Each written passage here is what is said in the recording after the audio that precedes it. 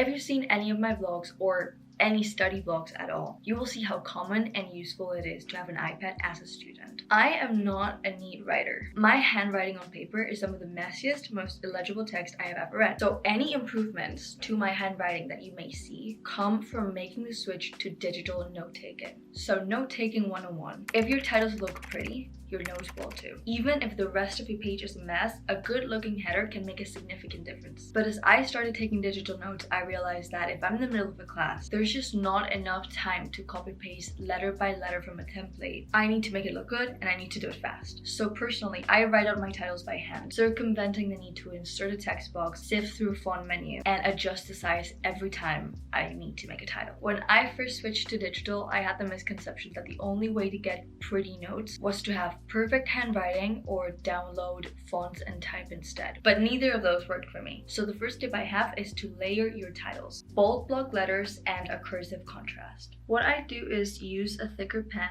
1.75 millimeters, and I write my title using bold block letters. I then switch to a medium thickness pen and rewrite the same title but in cursive and in black. Next, I use the highlighter tool to block off the space on either side in the same color as the main text. It makes my notes appear somewhat aesthetic when really I'm just layering the only two handwriting styles I have. Another thing I do is I always use topic-based titles instead of generic headers like chapter 1 or lecture 14. This makes finding information so much easier for me. Because honestly, after 6 months of going to class, you don't remember what lecture 14 specifically was about. A title like Market Equilibrium, on the other hand, that's a title that immediately reminds you of the main information on that page. Part 2 is aesthetics, and my first tip is to create a custom color palette, replacing the default shades with personalized hex codes. GoodNotes already comes with a preset color range for pens, which to be honest isn't the best. So if you like any of the colors that you've seen so far, here's a list of the hex codes I use. You can easily integrate this into your setup by copy pasting the code onto the presets tab. Another key aspect of my personal note-taking style is using a dividing line down the middle of the page. I have a weird tendency to take notes in the form of stacked short sentences and bullet points. I think it makes me feel like it'll be easier to grasp the concepts quickly when I reread my notes afterwards if every sentence or paragraph is packed closely instead of spread horizontally. But that's just my feeling. But if I write like this,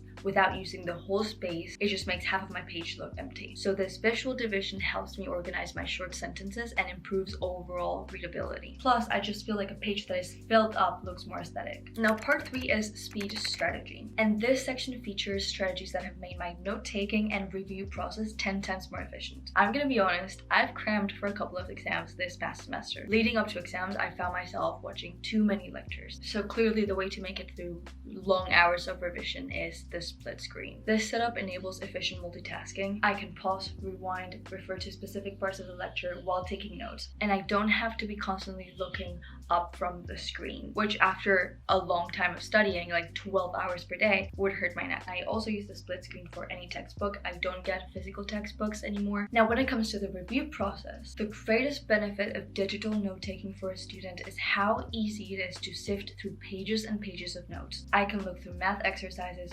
practice exams, without having to turn a single page or fetch for different notebooks. But it's true that when it comes to speed and memorizing formulas or key concepts, my best tip is the following: cheat sheets. For absolutely everything you do, cheat sheets are your best friend. The first thing I do when we start a new chapter or unit in class is to write my title. But the second thing is to create a color-coordinated cheat sheet. I add important notes or formulas to this cheat sheet as I go. I never or rarely leave this until the end, and I make sure to constantly update it. This really helps incorporate spaced repetition into my routine, which is a proven method for effective retention of information. By consistently revising and updating this cheat sheet, I'm continually reinforcing my memory and understanding of the material. Sometimes the cheat sheet doesn't end up being concise at all, but anything that will help you condense information into even a slightly smaller format is fundamental both for time management, learning, and if you're a visual learner or if you have a strong visual memory, it's really helpful for that as well. Personally, that's my case, so formatted cheat sheets are very easy for me to recall during an exam. Every unit or chapter I study gets its own color. For example, differential equations might be in green while integrals is written in orange. From the title to all key details, everything relating to a unit is written in its designated color. This creates a clear color-coded link. It's easier for me to remember where things are in